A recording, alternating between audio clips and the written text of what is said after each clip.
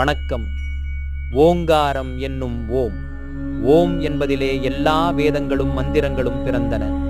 ஆதலால் இதனைச் செபித்தால் எல்லா மந்திரங்களையும் செபிப்பதால் உண்டாகும் பயனை அடையலாம். ஓரெழுத்தாலே உலகெங்கும் தானாகி இதெழுத்தாலே இசைந்தங்கிருவராய் மூவெழுத்தாலே முளைக்கின்ற சோதியை மாவெழுத்தாலே மயக்கமே உற்றதே.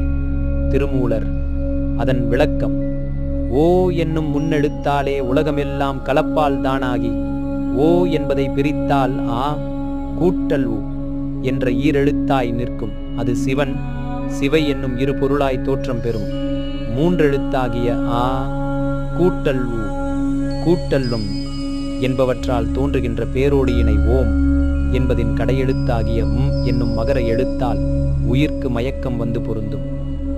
ஆ என்றால் சூரியன், ஊ என்றால் சந்திரன், என்றால் அக்கினி.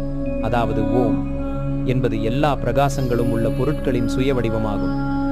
ஓம் என்னும் மகா மந்திரம் உயிர்களை பரமாத்ம சொரூபத்தில் லயிக்கச் செய்யும் ஆற்றலை கொண்டிருப்பதால் அது பிரணவ மந்திரம் என்று சொல்லப்படும். அவன் அருளாலே அவன் தாழ் வணங்கி போற்றுகின்றேன். ஓம் நம சிவய நமக.